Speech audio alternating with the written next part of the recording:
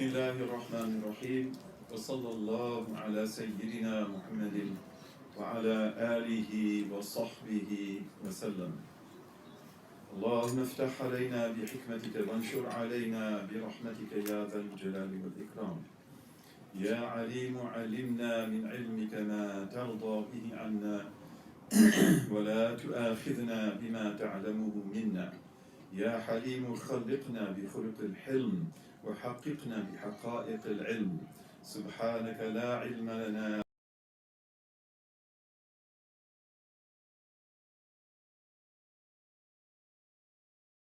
spoke about contentiousness, being argumentative, and disputation. We just got to disputation. We didn't actually talk about it. So that's what we'll talk about tonight, bi-idhnillahi ta'ala. These are forms of speech which, especially the first one, which is being contentious, tend to be negative, but they're not always negative. Sometimes they have a role to play which is positive. And we have to be able to distinguish. But in Islam, and in traditional societies in general, dignified speech is everything. And one does everything possible to dignify one's speech and to avoid all false and undignified speech. This is very important. And we mentioned last time that one of the fruits of secular humanism in the 20th century and 21st century is postmodernism.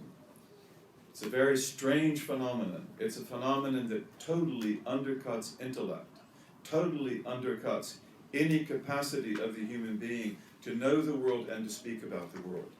It is a manifestation of the complete dissolution of what it means to be a human being, what it means to be an intelligent,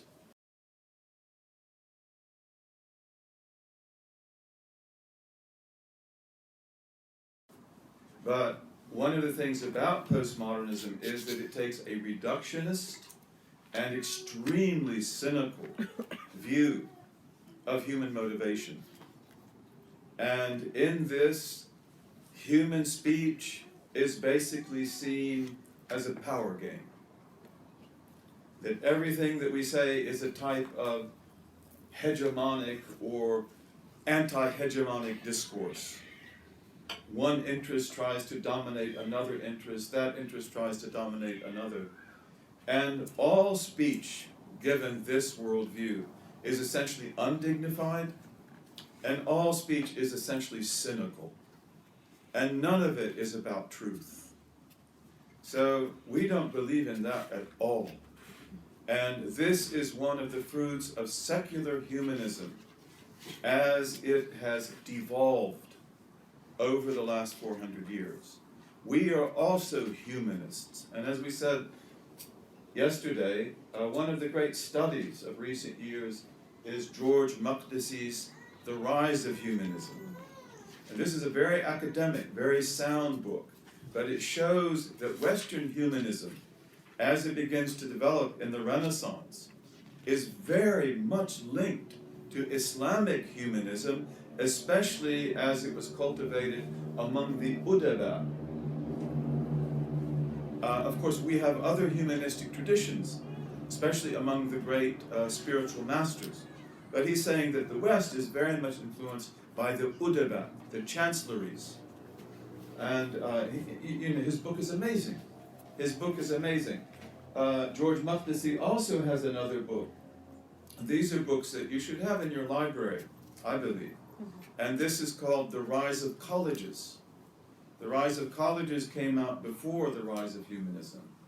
And you may find it difficult to get because it's usually out of print.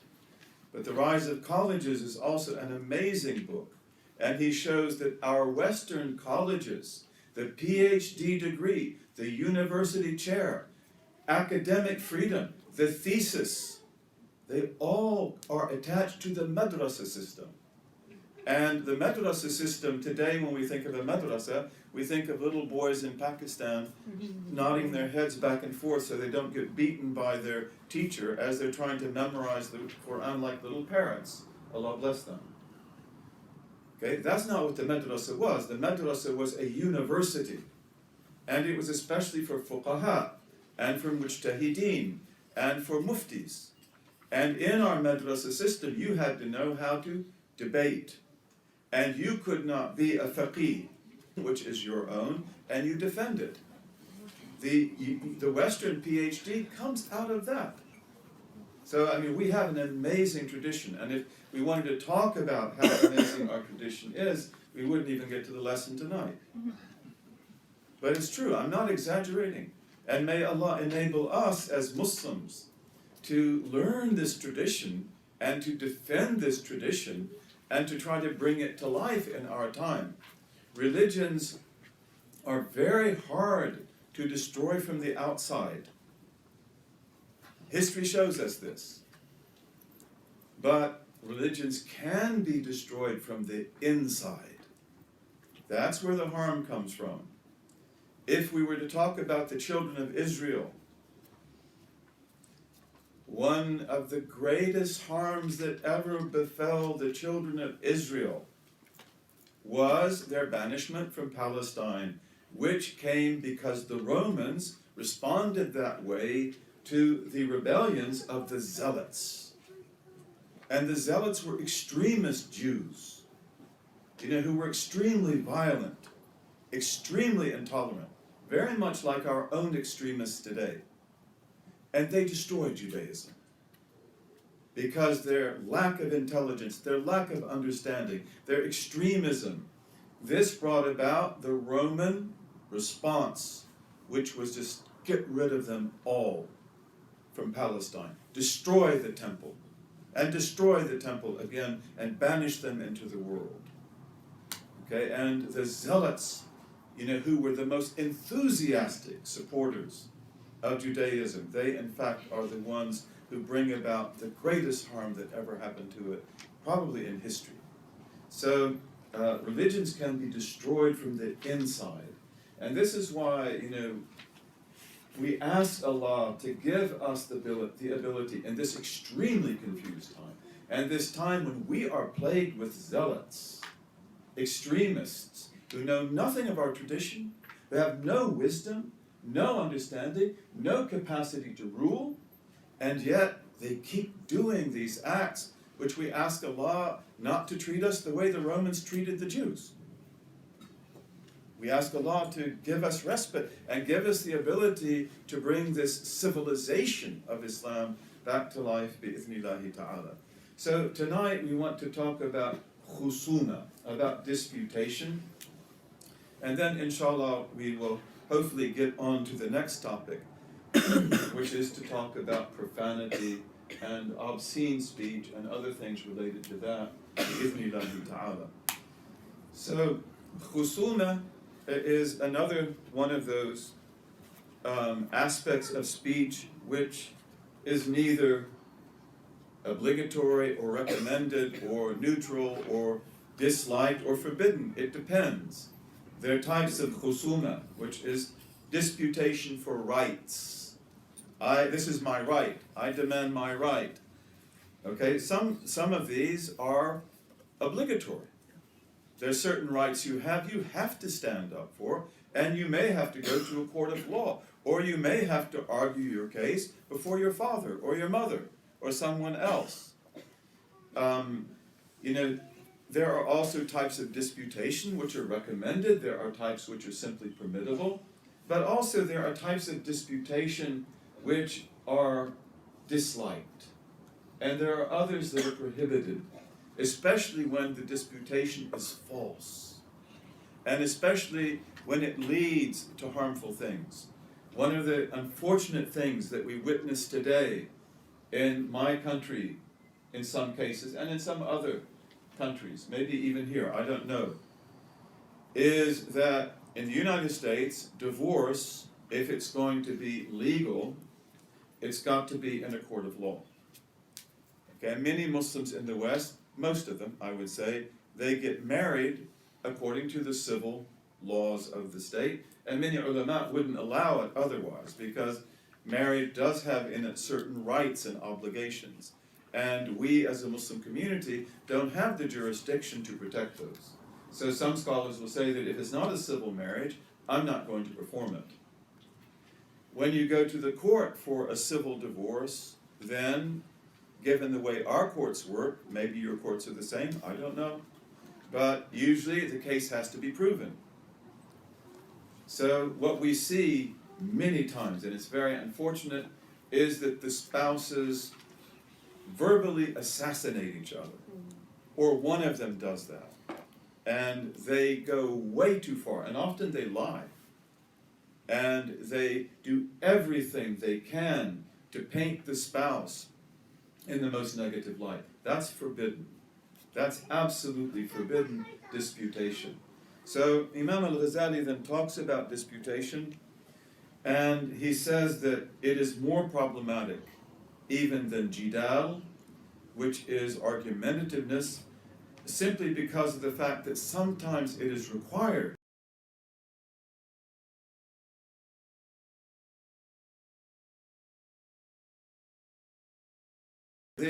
When we dispute unjustly for something that is not our right, and that could be not just blameworthy, that could also be forbidden, or when we do it without adequate knowledge. And I think that that's something that has to be emphasized, because many times we have strong opinions about people and about situations, but if we're honest with ourselves, we don't really know. And this is why also, as we've said before, that bad opinion, su'adhan, is a horrible thing. And often we have bad opinion of a person, we have suspicions about a person, and beware of that. It may be that those suspicions are valid, but you don't know. And when we begin to build our relationships and the way we speak on those suspicions, then usually what we do is completely wrong, and we may come to regret it very seriously. So we have to know what we're talking about. Imam Malik and the Salaf al-Salih would say, La adri nisful ilm. I don't know is half of knowledge. And Imam Malik, may Allah be pleased with him, and many of the Salaf were like this, but Imam Malik was well known that he would say La adri for most questions that were asked him, even though he's a great mujtahid, and even though he could have answered, and his answer would have been very, very worthy, but he's extremely careful. Unless he's absolutely certain about his position, he'll say La adri. He won't say that, well, I don't really know yet, I'm thinking about it. He'll say La adri. And he used to make his students say the same thing. For many of our scholars today, to ask him or her to say La adri is like asking them to commit harikari, suicide. Those are the words that he or she can't say. They can talk and talk and talk, but why don't we just say La adri? Ibn Abd-Allah, may Allah be pleased with him. Who is more knowledgeable than Ibn Abd-Allah? He was one of the greatest scholars of Islam. In the Maliki madhab, he is a hujjah. He was a scholar of outer knowledge and inner knowledge.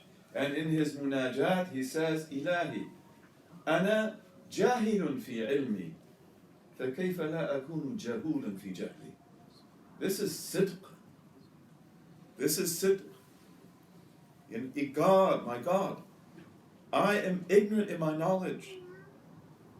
Because, you know something, and what you know is adequate, inshallah. But how much do you not know about what you know? And how much is hidden to us about what we know? And even if you're a specialist in engineering or medicine or whatever it may be, that also applies to you, doesn't it? Applies to all of us. So he said, أَنَا جَاهِلٌ فِي عِلْمِي فَكَيْفَ لَا أَكُنْ جَهُولًا فِي جَهْلِي. So how could I not be extremely ignorant in my ignorance? لَا أَدْرِي نِصْفُ الْعِلْمِ. And that's why also, when it comes to matters where rights are involved, where disputation is to be expected, then we want to really be honest. Like, I think this is the case, but I don't know. And until I know, then be quiet. Be quiet, be careful. And this is also, part of good character and part of honesty. Before we dispute, we have to be careful that we're in the right. With husbands and wives, this is such a big problem.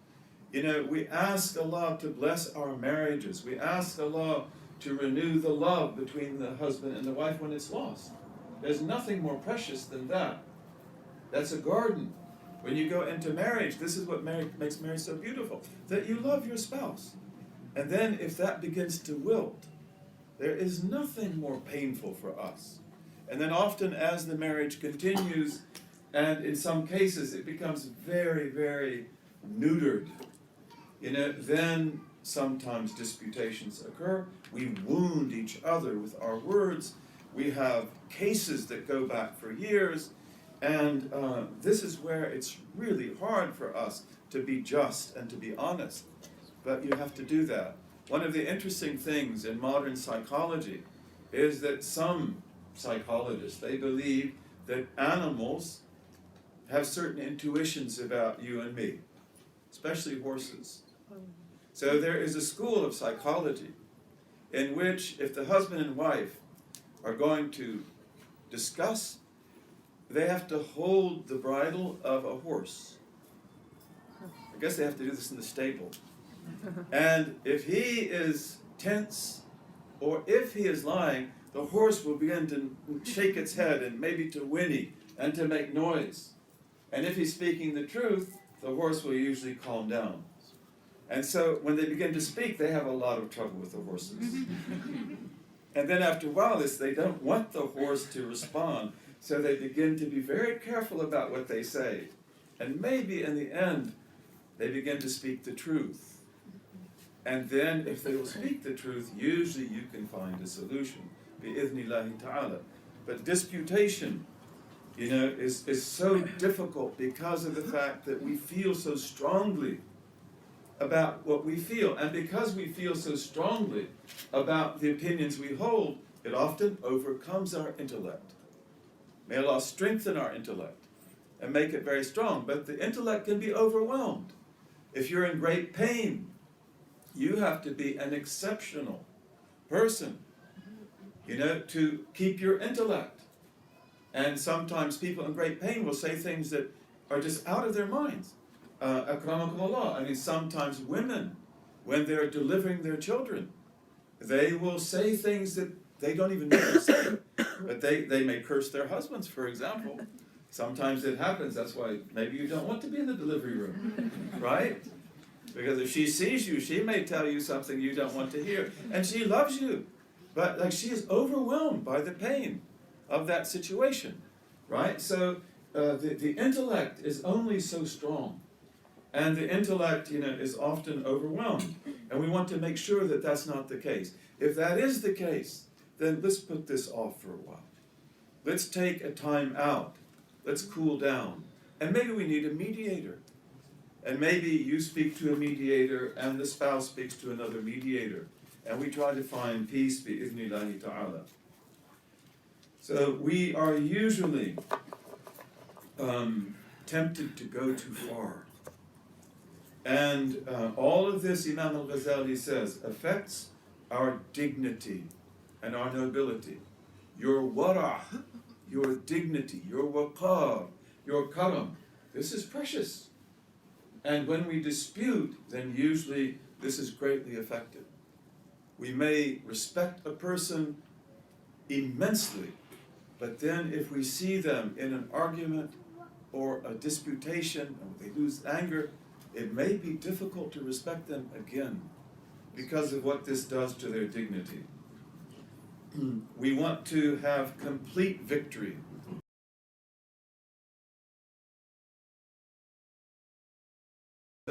We want total victory. We want to dominate. And then in many cases, because we feel so strongly, and because we have been hurt, and we feel that we have been harmed, then I want to harm you back. I want to hurt you back. And that's not the way it should be, ever. Ever. We say things that there is no need to say, even if they're true. And don't ever forget this. We've said it now several times. But the fact that what we say is true is not sufficient justification to say it. We have to be sure that what we say, even though it is true, doesn't hurt and doesn't harm. And we have to be sure that it causes benefit. So, Imam al-Ghazali says that, he gives us an example. He says maybe people dispute over money. Of course, that's very common. That's probably the most common dispute in courts. And he said, the person will say, who is the plaintiff, the money means nothing to me. In fact, if I win, I will throw it away, or I will give it away. It's just the principle of the matter. And Imam al-Ghazali says, no, that's not right. That's not right. If this money doesn't mean anything to you, and if you win the case, you'll give it a sadaqah, then you shouldn't be in a dispute in the first place. This he gives as an example of blameworthy disputation, not as forbidden disputation. And have you ever heard of cases like that? I have. People who are involved in a thing, and they will say that I don't care if I win, and if I win, I won't take the money, or I'll give it away, or whatever. It's just the principle. No, the principle here would be don't dispute. Also bearing in mind that that disputation is not good for your honor. That disputation is not good for your dignity. And if you were to say that, look, I believe I'm right, in fact, I know I'm right, but I'll just let you have this, because the money doesn't mean anything to me. And maybe you may say that I want from you an admission or something like that. This might be proper. And often lawyers will do this for you, because as you know, lawyers usually arbitrate before they go to court. And they may try to settle things out of court, which is often the best way to do it. And often that might be that, look, just admit that this is the case, and then we'll leave it.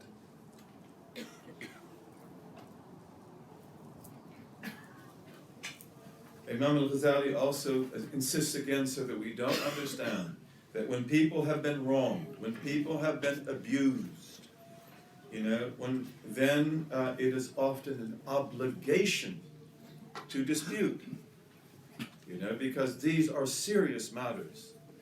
One of the very unfortunate thing in some of our communities, and in Chicago we have a huge scandal right now, is the fact that sometimes prominent people in our community, even people who are associated with knowledge, do outrageous things, unspeakable things. And when that happens, and there is proof of that, this is the time for a court decision. And this is the time also for defending the rights of the oppressed, who are the people, children or girls or whatever it may be, that were abused. And here we don't care about the reputation of this person. Okay, this person is a wali of shaitan, no matter how much knowledge they have, no matter what claims they have. And moreover, we have got to preserve our institutions. We cannot allow abuse to be covered over or to be swept under the cover. And this is a very important thing. So there is a time and place for everything. Certain rights have to be protected. Ad-darar yuzal. Harm shall be removed. This is one of the basic principles of Islamic law. And abuse is harm. Abuse of children, abuse of spouses, and other things. And that's got to be removed, and they have got to be protected from that.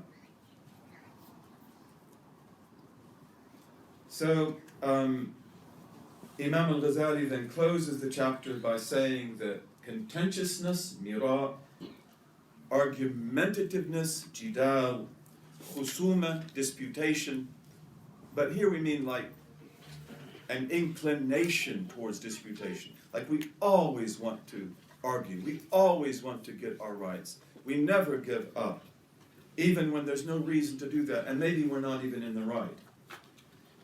He says that all of these misuses of speech, they open doors to evil, which it is very difficult to close after that. Not only are they blameworthy or forbidden in themselves, but they are keys to evil that open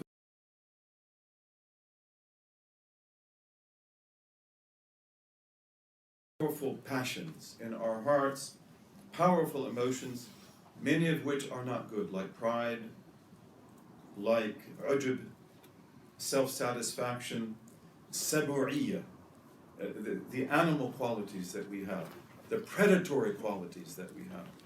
And this is part of our character, but we don't want that, to get out of control. We want to attack, or we want to return the attack. And often we do this, we use these forms of speech with veiled aggression in it, sometimes even not so veiled aggression, because of the fact that we want to show our superiority. We also want to show the inferiority of the other person. So our intention must always be right. We've got to be able to check that intention. And the tongue should always be guarded. We must be servants. We must strive to be servants and not lords. And Rasulullah sallallahu alayhi wasallam, who has the right to be makhdoom more than anyone in creation, sallallahu alayhi wasallam, he was always a khadim. He was forever in the service of his community. There's the famous hadith about the day that the Prophet had 10 dirhams. And, he went to the marketplace to buy a qamis, which is sort of like a thobe, a long shirt. And he bought a shirt for 3 dirhams. And then a poor man from the Madanese came up to him and said, Ya Rasulullah, please, give me that qamis. Let me have that qamis. And so he gave it to him. And then he took 3 dirhams and he bought another one. And then he turned around and there was a servant girl, a slave girl, who was crying. And he asked her, why are you crying? And she said, I had so much money and I lost it. And when I go home, I'm going to be beaten. And so he said, you take the 4 dirhams. And then you buy the food and so forth. And buy the things you needed. And then she still was crying. And he said, why are you crying? He says, I'll still get in trouble. So he said, then I'll walk home with you. So he walked home with her. And then he came to her house, and he said, Assalamu alaikum, and nobody answered. And he said, Assalamu alaikum, and no one answered. And he said, Assalamu alaikum, and no one answered. No, on the 3rd time, they said, Wa alaikum assalam, ya Rasulullah. And he said, why didn't you answer? He said, we just wanted the blessing of your salam. So that's good. And then he said, I just, want you to be kind to this girl, whatever he said, sallallahu alaihi wasallam. And he said, since you gave her that money and walked with her here, she's free. So the Prophet said, sallallahu alaihi wasallam, ma ma'nahu, what a blessed 10 pieces of silver. I bought a qamis and gave it away. I bought another one for myself, so I have a qamis. And then I had 4 others that led to this girl's freedom. Khadim. Khadim. Right? This is the way he was, sallallahu alaihi wasallam. This is the way Abu Bakr was. This is the way Umar was. This is the way Uthman was, and Ali and all the Sahaba. And this is why they made such a difference. When we are all khadims or khadimas, is there any problem we cannot solve? But if we're all makhdoom or makhduma, there's no problem we can solve. And this is another thing too about these types of speech, is that essentially the people that misuse speech in this way, they see themselves as makhdoom. I have a right to this. I am better. I deserve better. And of course you do have your rights, and you do deserve well. But also we want to be humble people. and we want to be sincere and honest people.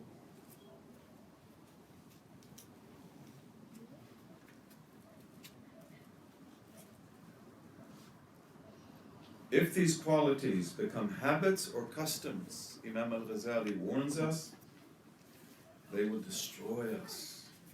And we ask Allah a sitr, because unfortunately, among many of us and in many of our communities, these have become very common habits.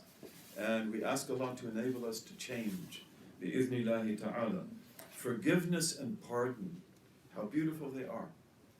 How difficult they are. How can you forgive someone who has actually done you wrong? And maybe for years and years. That's almost impossible to do. In order for you to do that, you've got to be huge. You've got to be big. You've got to be what we would call in English magnanimous, meaning big-souled, generous, kareem.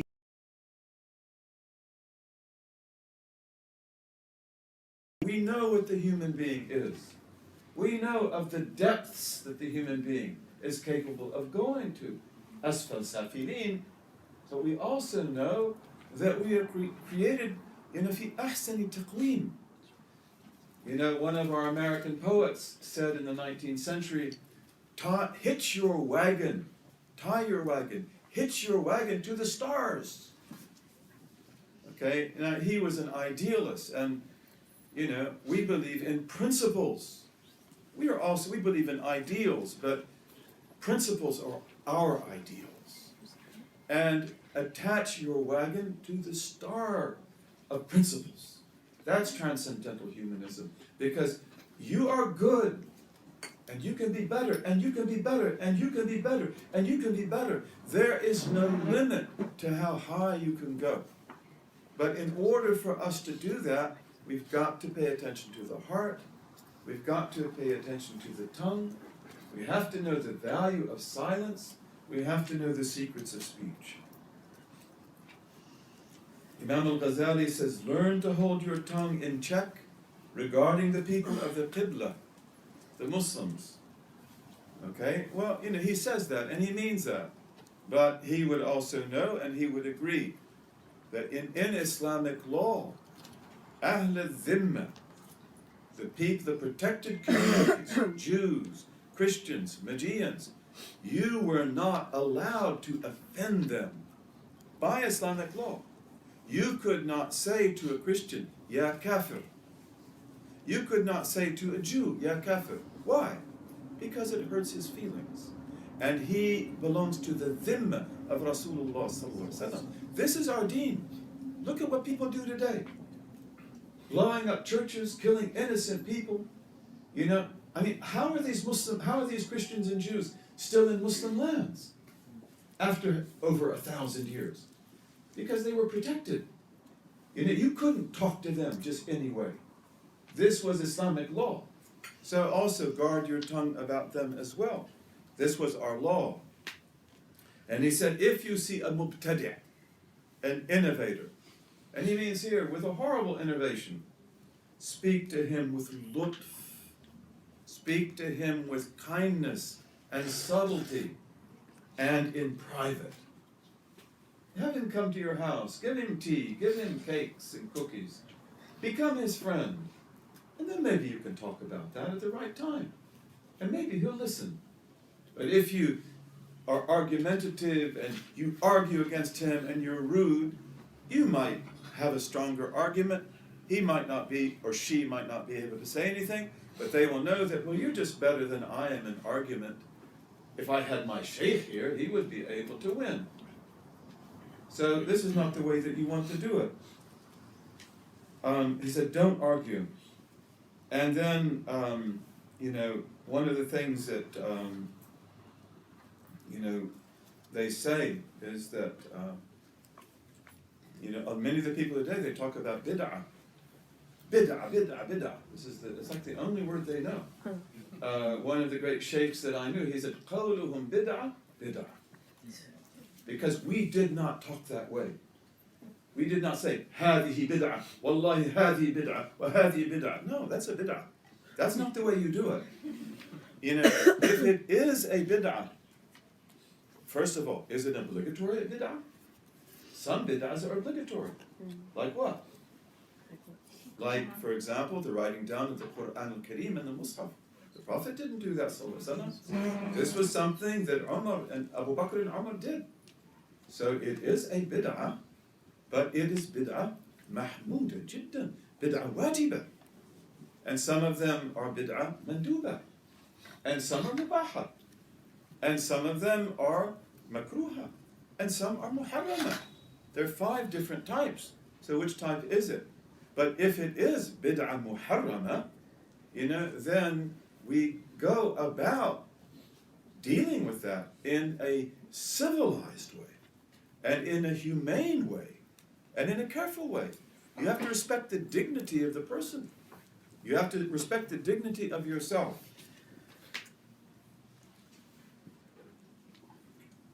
So he ends the chapter by saying, learn always to speak al-kalam al-tayyib, al-kalim al-tayyiban. Beautiful words, good words. This is what makes you dignified. This is what wins the pleasure of God.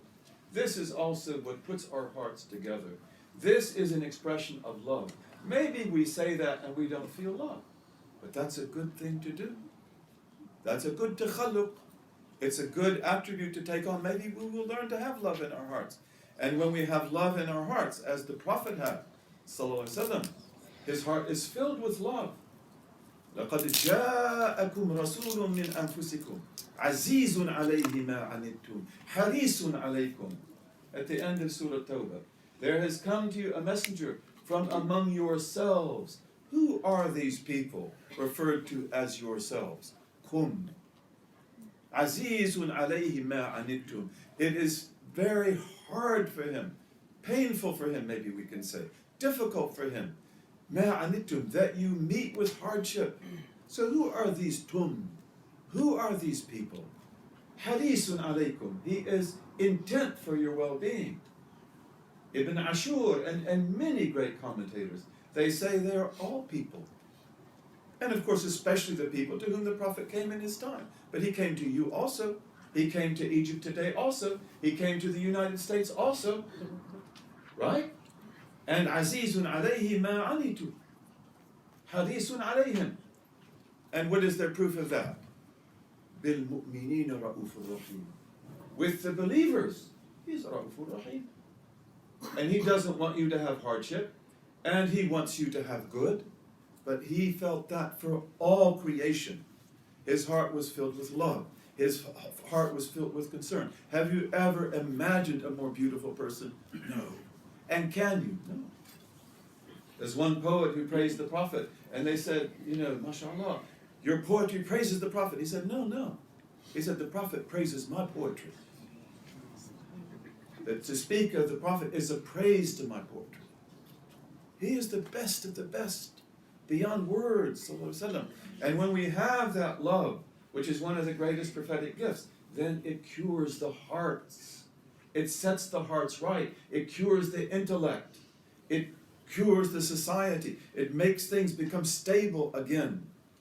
And of course, one of the main ways that we do this and that we try to gain this is through speech, beautiful speech. Al-kalam al-tayyib. وَقُولُوا لِلنَّاسِ حُسْنًا. Allah says, say to the people beautiful things. Husn. Not qubhan. Don't say ugly things. Say beautiful things. The Prophet said, sallallahu alayhi wasallam, in the hadith that you all know from Imam Muslim, al-kalimatu tayyiba sadaqa. The beautiful word is charity. And he said in Bukhari and Muslim and other sources, اتقوا النار ولو بشق تمرة فإن لم تجدوا فبكلمة طيبة. He said, you know, guard yourself from the fire, even if it is with a piece of a date that you give in charity. And if you don't find that, then with a beautiful word. And again, this brings to our mind the fact that the Sahaba, ridwanullahi alayhim, how many times do you eat a day? sometimes when we're with really generous hosts, we never stop eating. And we never stop drinking. You know, when you go home, you have to fast for a long time. But that's okay, that's okay. But the Sahaba almost never ate more than once a day. And why? Because they had nothing to eat, my dear brother or sister. You know, it was all they could do sometimes to find a handful of dates for the family. And water. Dates and water is usually what they lived on. In one of the famous hadith of the Blessed Prophet, he said to the Sahaba, how will you be when the time comes when you eat twice a day? And they said, Ya Rasulullah, is that true? That we will eat twice a day? This is who they were. I mean, these were blessed people, beautiful people. And yet they were very poor. And therefore, often, they don't even have shiqqu tamra. They don't even have the piece of a date to give as sadaqah. They said, if you don't have that, then at least a beautiful word. You've got that. You have many beautiful words. So Imam al-Ghazali said, instead of mira, how do we term contentiousness, and jidal, argumentativeness, and khusuma, disputation, disputiveness, find their opposite. Usually we cure things with the opposite and use it. Al-kalam al-tayyib. The least of which is to show agreement. We repeat this, it's so important and so counterintuitive, right? The least of this, the least kalima tayyiba is to show agreement. Ana muwafiq. Whenever it is possible. We haven't been taught that very much, have we? And this is not the way our cultures are, generally. And for many of us, it's like, really? Like, can I do that? But, you know, show agreement whenever possible. Okay, and when it's not possible, and yet to remain silent is possible, then remain silent. And as Imam al-Ghazali said, if a person lies to you, or exaggerates to you, or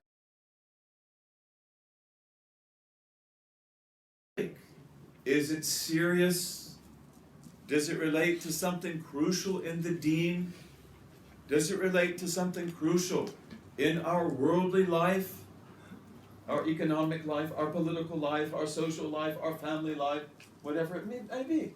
And if it doesn't, just be quiet and be nice and smile. And wallahi, often that person who said the thing, they may already know that they were on weak ground. That their situation was not strong, that they didn't really know. And when you're silent, then they take heed.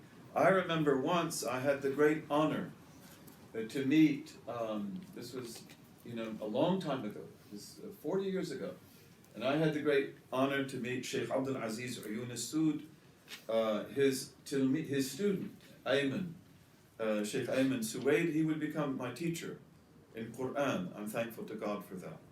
And Sheikh Abdul-Aziz Uyun Sood was a great sheikh, a great muqri. He was an incredibly beautiful man. And I met also with him, Sheikh Ramadan al-Bouti, Allah yarhamuhu. I met also some other great Syrian scholars. And I had a question at that time. I don't want to say what it was, but it was a question that, you know, was, how do I say? It was about Aqidah, and it was about other things. And so I asked them that question. And what was their response? They didn't respond. They just smiled. And so I knew right then that this is not right. I knew that. Because I asked the question, is it true such and such and such and such? I don't want to say what I asked. And I just asked it because I didn't know, and I was always hearing the contrary. And they were very polite to me, but they didn't answer. And therefore I knew that, okay, then it's not that way. And many times people respond that way. But look at the khuluq And with Sheikh Abdul-Aziz al-Yunus, I had the great honor to spend with him about 5 days. We were in the same hotel and we ate together at every meal. And every question I would ask him almost. في المتفق عليه or في الصحيح, he would just say the hadith. And that to me was like heaven, because I knew it's a hadith. And he didn't say it, and so I said, now I feel that I know what it's like to have listened to the Prophet speak. Even though Sheikh Abdul Aziz al-Yunus, is, a fallible human being like you and me, but these were the words of the Prophet. And he spoke in such a beautiful voice, extremely fasih, and he would speak slowly. And it's one of the most beautiful experiences I ever had. Al-kalimatu tayyiba. May Allah give him infinite rewards for that. And may Allah enable us also to do these things. Look at the dignity of the ummah. And that's another thing too, that I'm thankful to God that I was able to meet many of these ulama, many of whom have now passed on, or they're gone from the world. And in Morocco, in Tunisia, in many countries, I met scholars that they were so beautiful. I couldn't believe my eyes. They were so dignified. I couldn't believe it. And the words they spoke, the knowledge they had. This is Islam. This is the way that Islam is. And we hope that we will be able to bring that back. يعني إذا أذهب الله بالجميل أتى بالأجمل. This is one of his sunnahs. When Allah removes the jameel, inshallah, He'll bring what is even more beautiful. We ask Allah to bring back the beauty of this ummah of Islam in a way that is startling to all, and in a way that benefits the Americans and the Canadians, the South Americans, the Europeans, and all people, bi-idhnillahi ta'ala.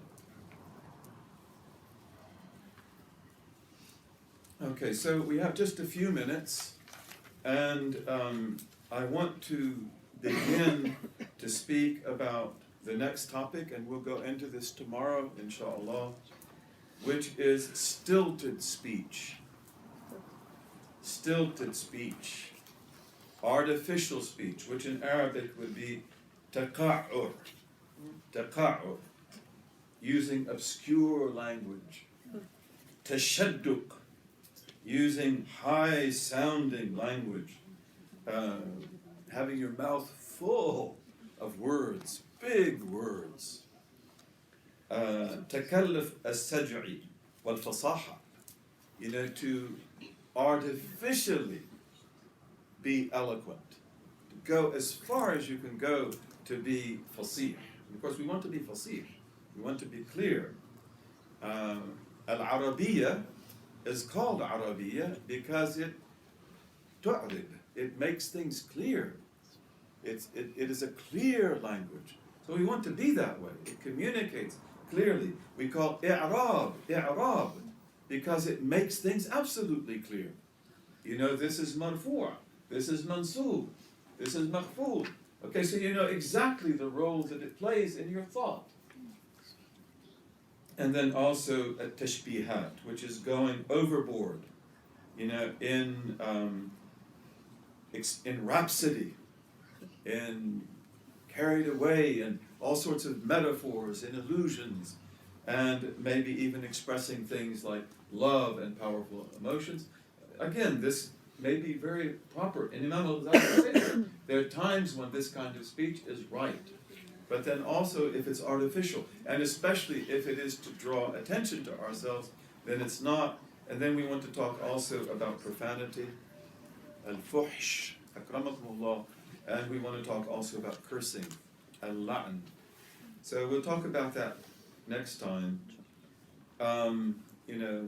One of the things I want us to think about, and I don't think that we probably can get too far in that tonight, but one of the things I think that we want to think about is the fact that we live in an age when the profane has become mundane, and it didn't used to be that way.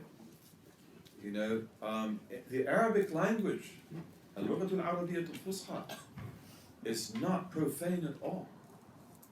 And look at the way that the Quran speaks about things like intimacy, for example, al-mubashara. And it uses other words, and all these words are beautiful, roundabout words. You know, they're not explicit. You know, touching skin to skin, that's what that means. Okay, so this is the way, it's extremely modest.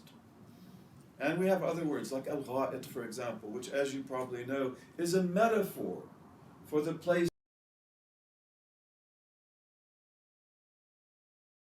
Traditional languages don't have profanity in them, believe it or not. If you take the Urdu language, which grew up in the court of India and Greater India, in Urdu, it's very difficult to be profane because it's not part of the lexicon. Urdu is an extremely polite and extremely correct language. In West Africa, you have a language called Mandinka, which is a beautiful language. West African languages, in my opinion, are beautiful languages. But Mandinka is a royal language. It grew up in the courts of the kings of Mali, the kings of Songhai, and others. You can't curse in Mandinka. You cannot speak in a bad way, akramakumullah, about a person's mother or father or family. That doesn't exist in that language. And if you were to try to do that, they would tell you, you are not a Mandinka. And they'd probably say, leave the village. Okay? So this is not unique to them or to the Urdu speakers or to the ancient Arabs. And this is something that is essential to the dignity of language. And one of the things that we've seen, especially in the last decade or so of the 20th century and the first decades of the 21st century, in my country and in many countries, is profanity everywhere. So if you're a comedian, you can't say anything without a profanity. And in fact, if you did do it, your audience, many of them, wouldn't listen to you. Even with singers. Of course, you have different types of music, but a lot of the popular music is filled with profanities. And that means that if you have an artist who wants to communicate to the people, and I know people like that by name, I'm not going to mention their names right now. I don't think that would be appropriate. But this is a question they say. They will even ask you this, that if we don't use profanity, we don't want to use it, but these young people won't listen to us. Because that's the way that they know that the music is worth listening to, and it's not.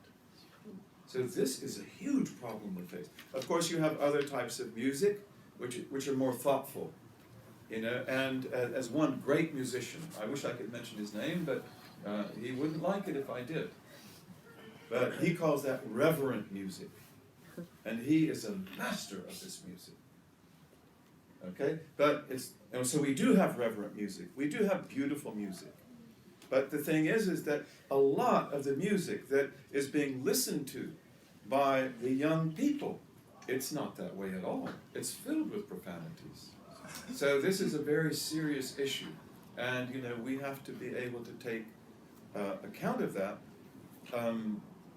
My wife loves to listen to the comedies of the 1940s and 1950s. And you might know some of the comedians that she would be listening to. I mean, some of them are just absolutely funny. Really, they are. And, but the thing is, and this is something she always points out to me, is that they never use profanities. They don't even make obscene gestures. They don't even talk about those things, and yet their comedy is really funny. And it's also very intelligent. And when you begin to use profanity, then your comedy is really not very intelligent at all. And you see that. A lot of them, you know, what they say, like, this is nothing. Especially if you were to compare this with some of the comedians of the 1950s and 60s, There's no comparison at all. They did a lot of work. They thought very carefully. And they were not profane people, in my opinion. But they also wouldn't be able to use that. Because had they even gone in that direction, they would not have been listened to. And this is what Imam al-Ghazali also says, that these mistakes we make in speech, they are not necessarily forbidden. They may not even be necessarily reprehensible. But the thing is that one thing leads to another. And once you open that door, you know, may begin to go down what we call in English the slippery slope. That you won't be able to reclaim the safe ground anymore.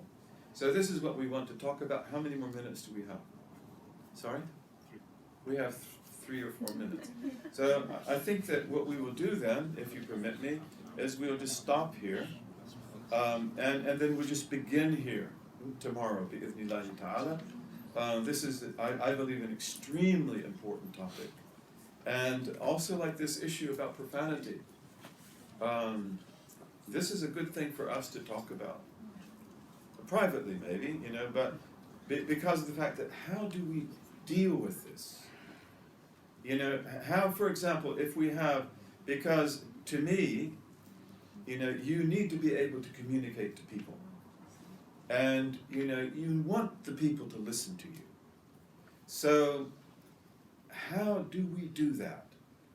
If they insist upon a particular type of language, and this requires that we really think about this, and that we look for out-of-the-box solutions, bi'idhnillahi ta'ala. But it's an important thing. And we can't, you know, we can't be simplistic about that, in my opinion. So let's stop here, and we'll try to entertain questions, bi'idhnillahi ta'ala. And if you can honor us with your presence tomorrow, then we'll talk about this new topic, inshallah. Yes, Saif.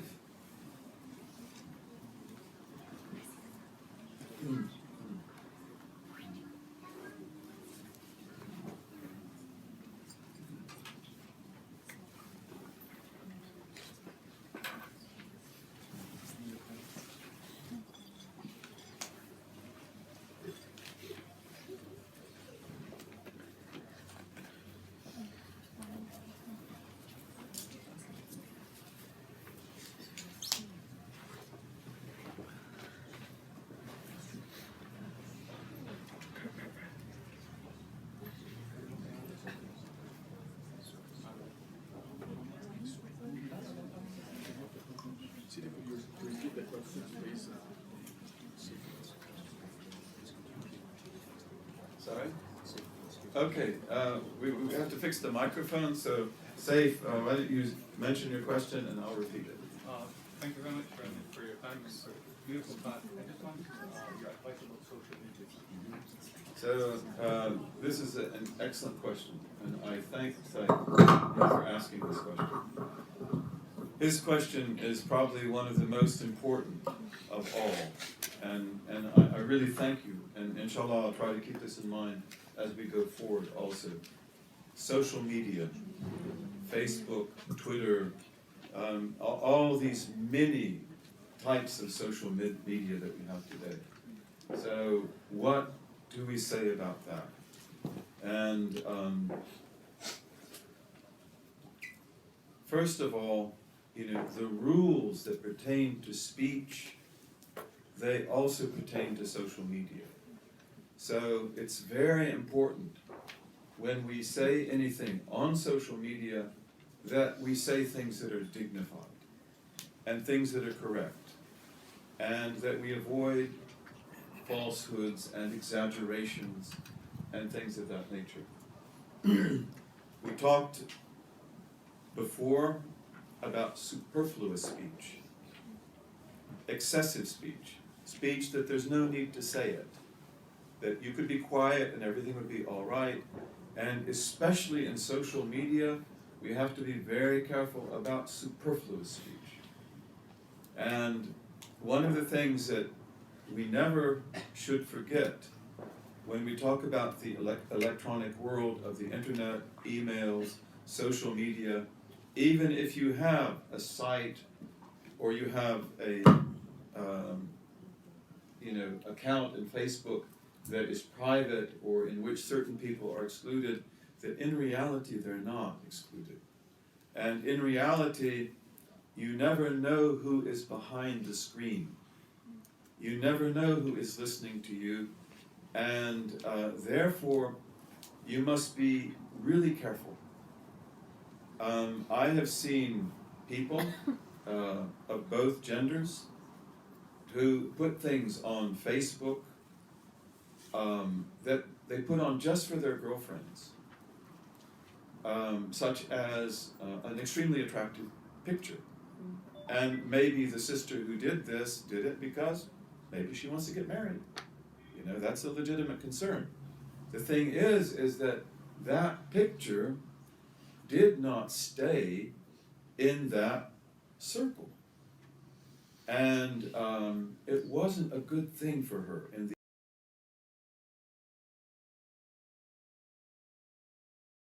And he has Jawami al-Kalim. And he speaks very carefully. And that's because of the fact that, you know, what he says should not be misunderstood. And what he said should be understood and re-understood over and over again through the centuries and in all different situations. And it's that way. But we have to also try to do that when we're on social media. And many times the very nature of social media is to say all kinds of things. And people on social media may be telling you that, you know, they're really elated today and they're having a special kind of coffee in a special place with their friend and so forth. And it's like, that's not necessary to say, and it's not forbidden to say, but the world's a very strange place. And there are in this world demonic people. And demonic people, once they know who you are and what you like, they can get lots of things out of that you would never believe. I have a dear friend and brother who is an extremely gifted counselor. And once he and I took an email that a Muslim woman had sent to me, and I asked her permission to show it to him, and she has a lot of problems. And she wanted to tell me these problems. And I asked her if I could show this email to this person. And she said, it's all right. So I did. So he read the email to me out loud. And then he said, what do you understand from this? I'm very sorry to say that given my own limitations, what I understood from it was mostly things that pertain to fiqh and to aqidah. And he said, okay, let me read this to you again. So he said, what she's saying here is, I'm happy with this, I'm not happy with this. I'm inclined towards this, I'm not inclined towards this. I would like this, I would not like that. And she's saying that you could help me here, and I don't want to be helped here. So I've never read things like that. And the thing is that why is he doing that? Because he wants to show me that you can actually help her. She is telling you how she wants to be helped. She may not even know she's doing that. She didn't write this email with that kind of an intrigue in mind. But he's saying that she is revealing herself. Okay, now, this man is trustworthy. And therefore, he would never use those indications to harm her. And I hope I would never do that either. God forbid. There are other people who would. And the human being is a very strange thing. And all of us are unique, all of us are blessed, all of us have great potential. Horses have forelocks. And you probably know about horses. If you take the horse by its forelock, and you know what you're doing, if you're a horsewoman or a horseman, you've got complete control over that horse. And we don't want to do this, but my father was a horseman, my grandfather was a horseman. And They can. I've seen them do it because one time they had to do it. You can take the horse, even a stallion, by its forelock and throw it to the ground. And I have seen my father do that because this stallion had to be taught a lesson. He was a racehorse, and his name was Herder. He was really powerful, black, pure thoroughbred, but he had to be trained. Okay, so my father actually took him by the forelock and threw him to the ground. And Herder then never disobeyed my father again. Okay, so you have a forelock too.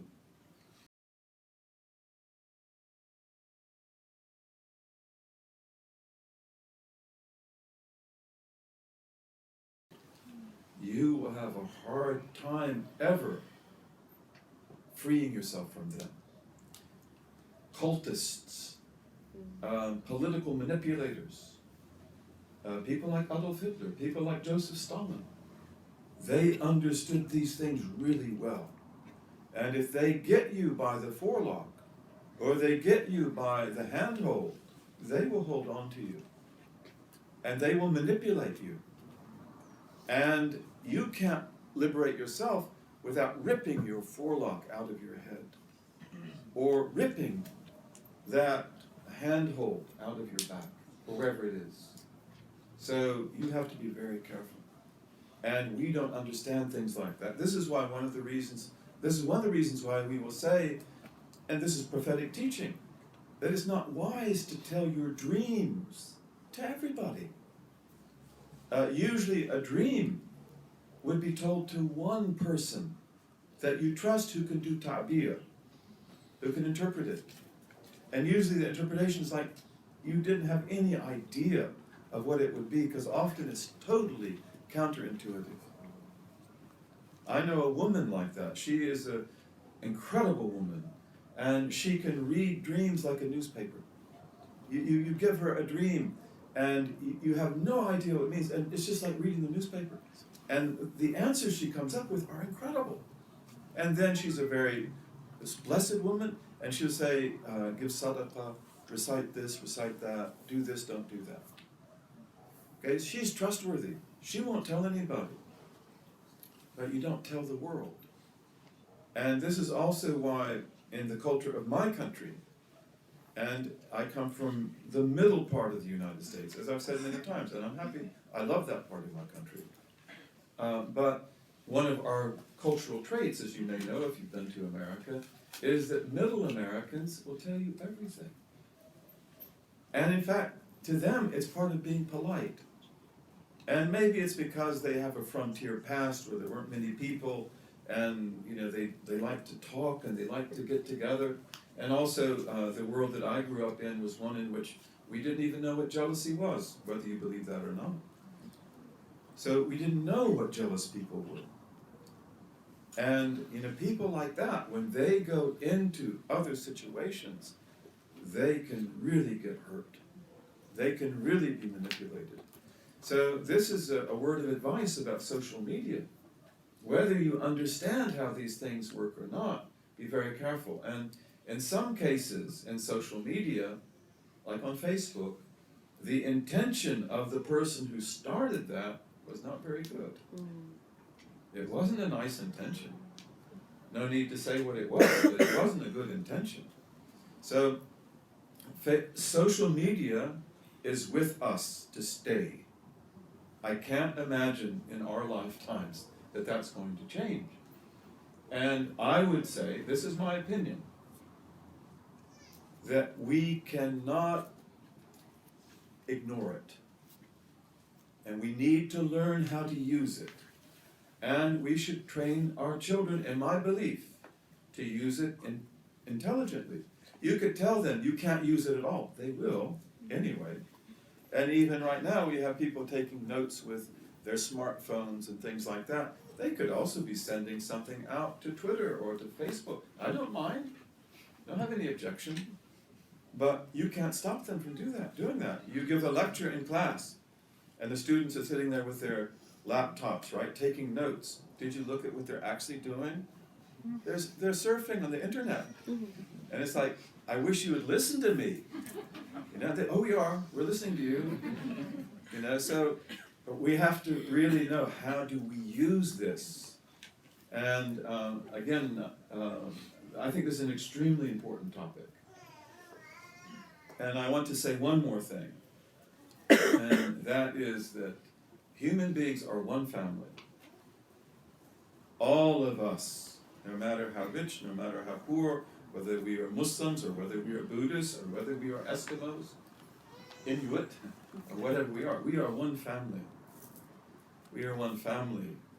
And we're an interesting family because of the fact that our essential nature is religious. Al-Imanu Fitrah. Belief in God is our nature. And there are many studies in the 20th century that show that to be the case. We are incurably religious. And maybe our religion is right, and maybe it's not. And maybe we have good sense in our religion, and that's the purpose of Islam.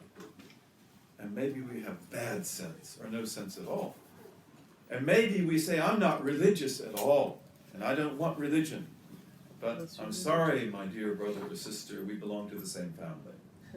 So then you will have secular alternatives to religion. And there are all kinds of secular alternatives to religion. It might be in your devotion to your career. It might be in your devotion to your family. It might be in your devotion to your beauty. It might be in your devotion to your intellect. It might be also political in nature. It can have many forms. Again, this is one of the things we saw in the 20th century. Marxism, which is a purely materialistic philosophy, begins to rule in the 20th century, after the Bolshevik Revolution, 1917. Vladimir Lenin.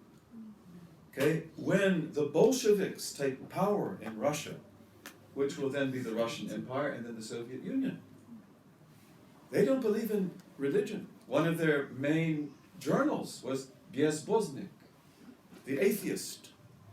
All the schools in the Soviet Union have Bezboznik, the atheist. And if you're an atheist in the Soviet Union, you will be promoted. You may become the head of the chairman of the Communist Party. You may have a limousine.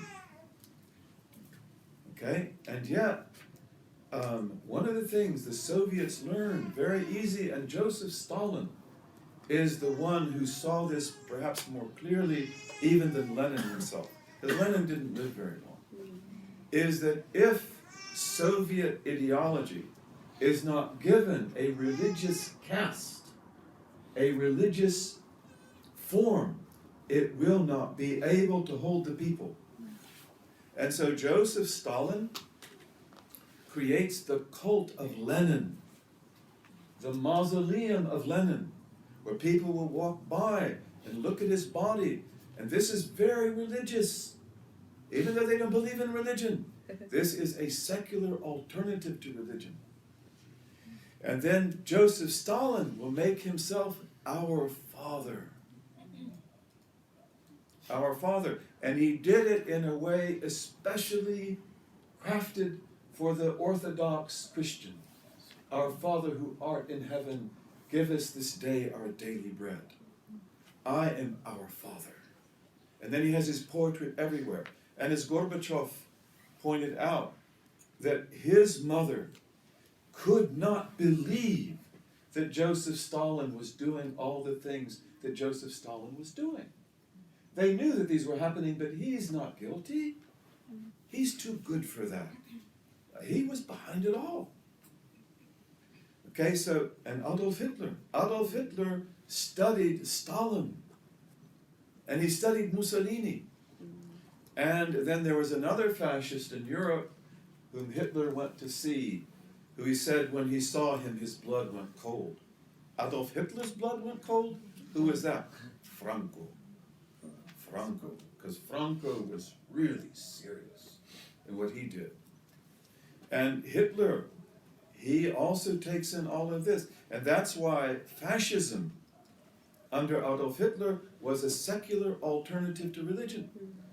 You have the swastika, the Hakenkreuz, you know, which the swastika is taken out of medieval symbolism. It is an archetypical symbol. And if you go to India, you'll see it among the Jains and the Hindus. It means good luck, it means other things. And it faces the other direction, by the way. But he takes the Hakenkreuz, he takes the swastika, and he uses it in a way that you as non-Christians, I was raised as a Christian, you can't imagine what that does to the Christian psyche. Because it's a cross, but it's not the cross you knew before. It is a secular alternative to that. And it has a powerful effect on certain people. They use lights at night. Hitler liked to speak around midnight. And before that you have music, and you have speeches, and you have lights, and you have all sorts of special effects using modern technology. And then he will come on just at the right moment. And you don't have to understand German to be moved by what he says. Because the way he screams, his voice was harmed in World War I. It's extremely powerful. Okay, so these are secular alternatives to religion. They're not very good ones, are they? But we are inherently religious. And that's the reason why, if you really care about human beings, then we've got to find the religion that is good, that is merciful, that is peaceful, that is tolerant. And Arnold Toynbee, whom I love very much, if you stick around me, you're going to hear his name more than once. He knew this really well. And you know, after World War II, he brought up this issue. I'm sorry to talk so long, but I think this is very important. He brought up this issue. He said the 20th century, and he wasn't thinking of the 21st century, but he said this will be the time of the rivalry of the religions, to see what religion makes sense to the son or daughter of Adam, who is inherently religious in the new context. And in the history of religions, this is absolutely important. Maybe we'll come back to talk about it a little bit more. It's extremely important. So he said, we need a religion today that can make sense of all this mess. And also that's not racist, that's not nationalist, that brings white and black together, poor and rich. And he said, is there any competitor, is there anyone out there that can do that? What do you think Toynbee said? He said, yes, Islam. He said, the problem with Islam is the Muslims. And, you know, I know that that sounds funny.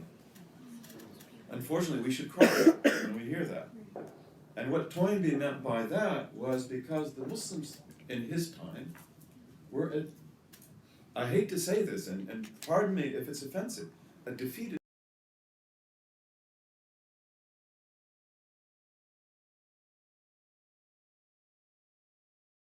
his memoirs and his letters. He killed 5 scholars in Egypt every day. She proved that. Okay? This is a big loss. This is a big loss for us. And our educational institutions were essentially dismantled. Our educational institutions, for example, relied on awqaf. They relied on endowments. Harvard University, the University of Chicago, what do you think they depend on? Endowments. If you took away the endowments of the University of Chicago, it would be an inner city school. This is what we did. We took away the endowments of most of the, of course, we have Wizarah al-Awqaf, and I don't want to say anything about the ministries of Awqaf. They differ from one country to another. But the fact is that our scholars were wealthy and independent, and they had huge libraries, and they came from the best families. When I was in India, I went to Aligarh, which is a beautiful city. I went many places. And I visited a man, a Sayyid, in Aligarh, And I don't want to give too many details because Indians are very partisan. They're going to want to know, was he a Barelwi, was he a Deobandi, was he a Jama'ati, was he this one, was he that one? And if he was, I'll never speak to you again. Yes, I won't say what he was. But he was a Sayyid.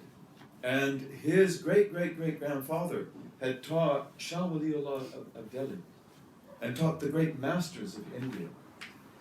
And he had a school in Aligarh that I really liked. It was the only university in all of India that really, really pleased me. And they had women teaching there who were really good professors. Very respectful, but extremely well trained. And of course men, and it was like really a good school.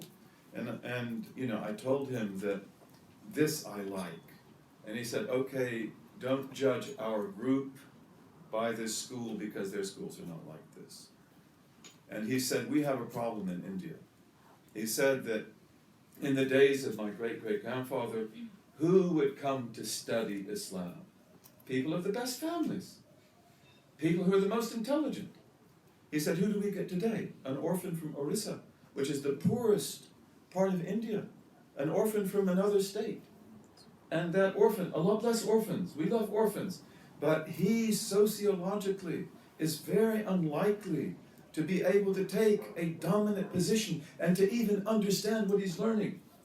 And usually his objective will be just to learn enough so that he can be an imam of a little mosque, get a decent salary, and get married and have a family. He's not going to understand the issues of the time. So this is a big problem. Here in Egypt, how many great scholars did you have? And in other parts of the world, look at Al-Qarafi, whom, is just Shihabuddin, Ahmed ibn Idris Al-Qarafi. Do you know a more intelligent man? I mean, I'm sure that there are, but he would be right up there with the best. He is a master of everything in Islamic outward sciences. He was a master of mathematics, a master of algebra, a master of geography, a master of astronomy. And what did he do in his free time? He built water clocks. And he even made a water clock in which he had he had a lion. And its eyes would change colors. And at the middle of the night, its eyes would turn red. And why did he do that? Because he doesn't want to go to sleep. He wants to stay, and he's got a lion in front of him with red eyes. And then he has a mu'adhin come out, at the time for Fajr. And he said, I wanted to make that mu'adhin call the adhan. And I heard that a particular muhandis in the East did that. I could never figure out how to do it. Who is an Al-Qarafi? And what kind of a family did he come from? We don't want to denigrate anyone. We don't want to speak ill of anyone. But the fact is that certain people have social and intellectual capacities, and you want to get them in your religion. Otherwise, what are you going to do? So this is what Toynbee said, and we could talk about that more. I think we've said enough about that. And I believe that today things are a lot different. In the history of Islam, according to some great historians, the miracles always occur on the edges. And the edges, according to that historian, are the places where Islam mixes with established Muslims and converts. So it has the ability to convert people. And it can only do that because it can convince them. And it can be meaningful to them. And so the edges are where you look for things to happen. Now, the edge could be in Egypt today, because Egypt is part of this world where everything is there. And unfortunately, a lot of our youth today are people that need to be converted. They need to be brought back into the religion. They need to be shown that this religion is okay, that it's not a bad idea, as our enemies are saying, and as the idiots among us, are proving day after day. We have the expression in English, with friends like this, who needs enemies? And this is what we have to say about the idiots among us. May Allah guide them, may Allah guide us. But they are destroying us, absolutely. And many people say, like, if this is Islam, I don't want anything to do with it. And can you blame them? But on the edges, this is where you expect the changes to happen. I love my country. I love Europeans. I'm European also. Don't expect me not to love my people. I'm French, I'm German, I'm English, I'm Swiss. And I love the Europeans. So don't expect me not to love my people. I'm sorry, I can't help you on that. We should love all people, right? But the thing is that we want to take Islam to ourselves and to others in a really brilliant way, which is authentic and which is something that produces civilization, and then see what they have to say about it. So let's end this answer. I want to say one more thing, though, if you permit, and that is, as Toynbee shows really clearly, when you mix people historically, okay, you mix Christians, Jews, Buddhists, Magians, atheists, and others, there's going to be a religious ferment. And because we belong to the same family, they will seek instinctively a religious solution that is meaningful for them. That doesn't mean that they will get it right. They might get it wrong. But that's what their instinct is. They will reach out for the lifeboat. Okay? In the world today, there is a new religious movement born every 12 hours, on the average. Every day, every 24 hours, there is a new religious movement born. The world's very big. There are lots of people. These are usually neo-religions, or they're, crazy ideas. And often they're born on the internet, and they may have a sincere following of 10 people. And they may disappear next month. A lot of them come and go. Okay, but what does that show us? Again, that it tells us about our family. We are people who are incurably religious. So for God's sake, give me a good religion.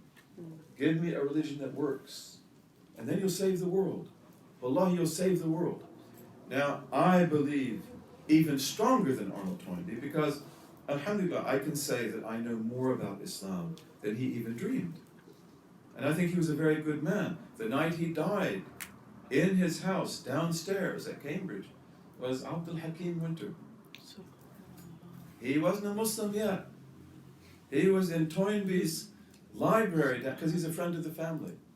The night he died, he was there, and he was reading a book on death, which was in Toynbee's, if I got the story straight. And I will ask Abdul-Hakim to please forgive me if I didn't get it.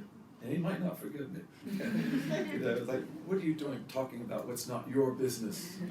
And I'd have to say, please forgive me for that.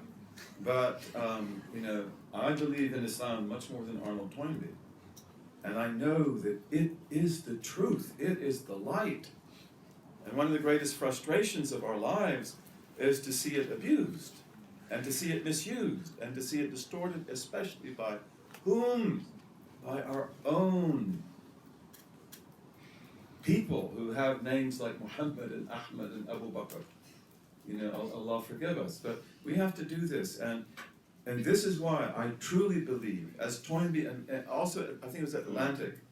Atlantic had an article that came out maybe in 2001, maybe in the last part of 2000, that showed a lot of faces on it, maybe faces of gods, of Zeus and things like that. And that issue of Atlantic was about the fact that the great challenge of the 21st century would be the rivalry of the religions. This is the big, who will win? It could be a neo-religion. It could be a combination of religions. It could be anything. Of course, we have got what it takes. But you've got to be able to do the work. And you can. Because Toynbee, when he was talking about this reality, he wasn't talking about you. He was talking about people who were really crushed by colonialism. and you're not crushed anymore. Again, we still have to get our balance. We still have to regain. And, you know, we've also got helpers. I know I'm talking way too much, but again, I just want to say this. What is the first original book to be written in Islam? Of course, Imam Malik, may Allah be pleased with him, he compiles the Muwatta, which is, if you know about me, that's like the first book I bought in Cairo in 1973 with 1 Junayd in Darul Ma'arif, right?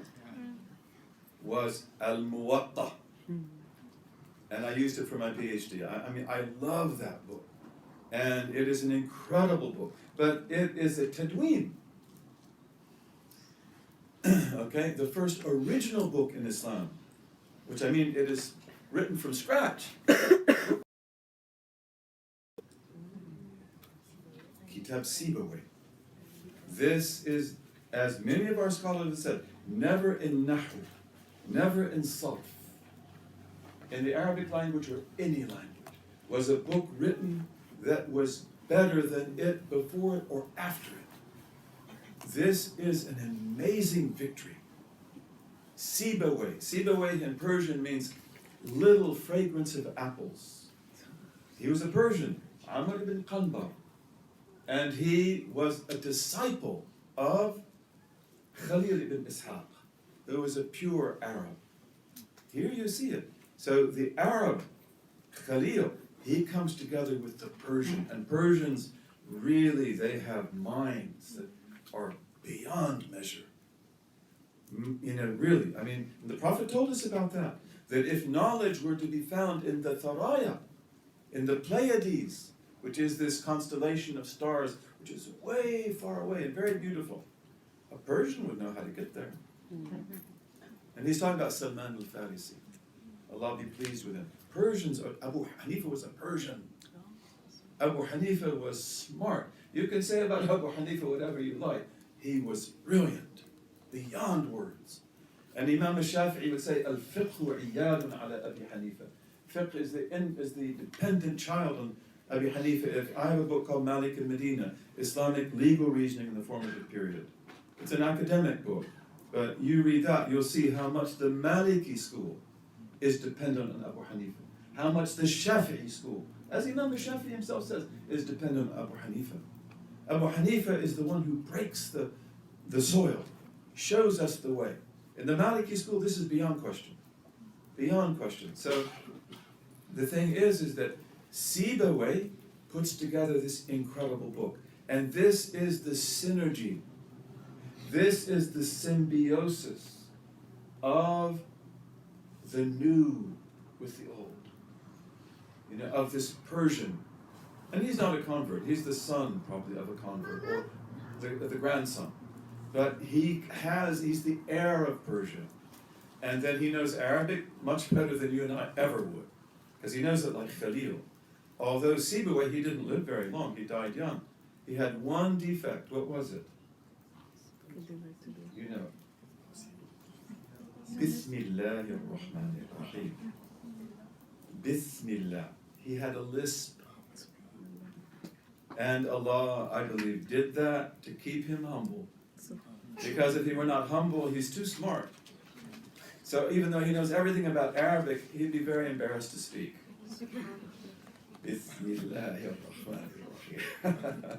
So, al-ithmu. He says al-ismu. يعني كلمة دلت على معنى في نفسها ولم تقترن بزمان. The nominal is a word that indicates a meaning in itself, but it's not connected to time, to tense.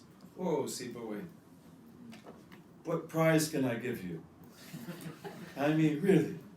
And he's just starting, but he can't even say that because al-ithmu.